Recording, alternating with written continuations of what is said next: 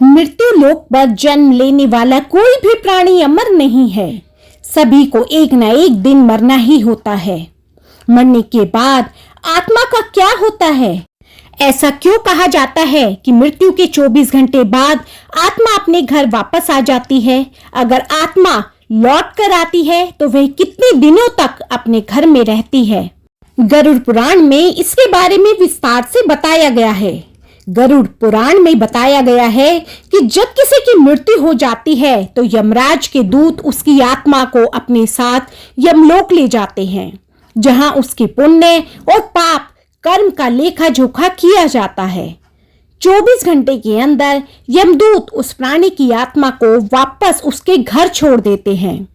यमदूत के द्वारा वापस छोड़े जाने के बाद मृतक की आत्मा अपने परिजनों के बीच ही भटकती रहती है और अपने परिजनों को पुकारती रहती है, लेकिन उसकी आवाज को कोई नहीं सुनता। यह देख मृतक की आत्मा बेचैन हो जाती है और जोर जोर से चिल्लाने लगती है, तब भी उसकी आवाज कोई नहीं सुनता। मृतक की आत्मा अपने शरीर में प्रवेश करने की कोशिश करती है, लेकिन यमदूत के पासे में बंधे होने के कारण वह मृत शरीर में प्रवेश नहीं कर पाती है।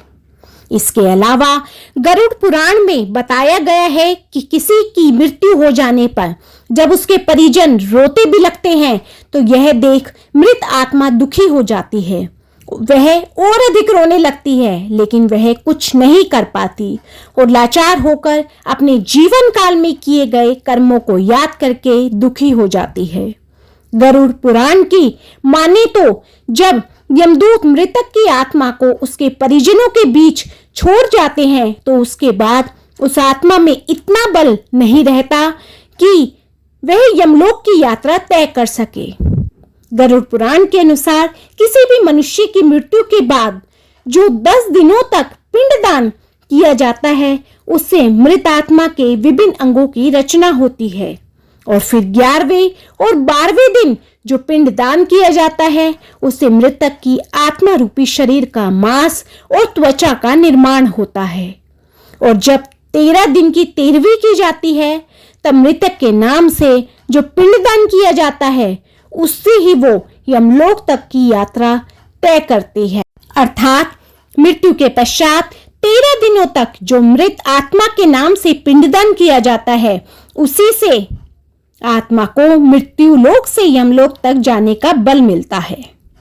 गरुड़ पुराण में यह भी बताया गया है कि जब किसी मनुष्य की मृत्यु हो जाती है तो उसकी आत्मा 13 दिनों तक अपने परिजनों के बीच में भटकती रहती है और इसके बाद मृतक की आत्मा मृत्यु लोक से यमलोक के सफर पर निकल पड़ती है, जिसे पूरा करने में उसे 1 साल यानी 12 महीने तक का वक्त लगता है। मान्यता के अनुसार 13 दिनों तक किया गया पिंडदान इस 1 वर्ष मृतक की आत्मा के लिए भोजन के समान होता है।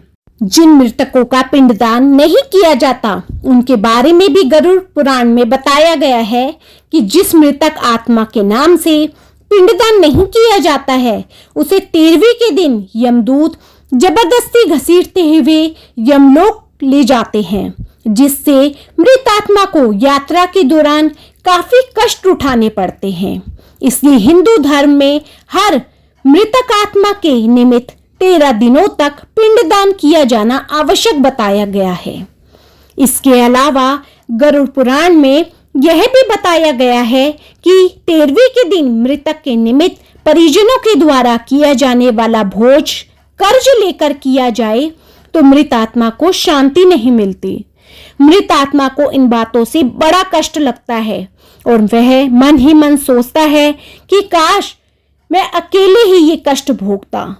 जो मृतक के परिजन को कर्ज लेकर भोज करने को मजबूर करता है, ऐसे इंसान को यमराज कभी भी क्षमा नहीं करते और उसकी मृत्यु के बाद उसे कई तरह की यातनाएं देते हैं और फिर उसे वापस मृत्यु लोक में भेज देते हैं।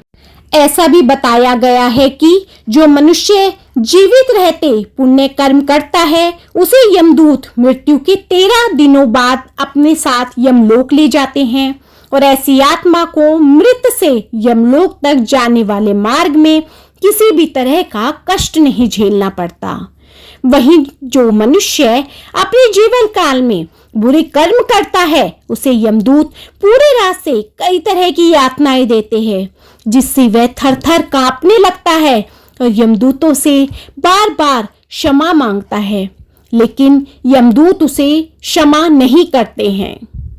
इसके बाद जब यह पुण्य आत्मा यमलोक पहुंचती है तो यमराज उसे स्वर्गलोक भेज देते हैं, जबकि पापी आत्मा को उसके द्वारा किए गए बुरे कर्मों की सजा भुगतने के लिए नरक भेजते हैं और सजा पूर्ण होने के बाद वापस ऐसी आत्मा को निम्न योनि में वापस मृत्यु लोक में भेज देते हैं। इसलिए गरुड़ पुराण में यही कहा गया है कि मनुष्य को अपने कर्मों पर विशेष रूप से ध्यान देना चाहिए, नहीं तो मृत्यु के बाद की यात्रा उसकी बहुत अधिक कठिन हो जाती है।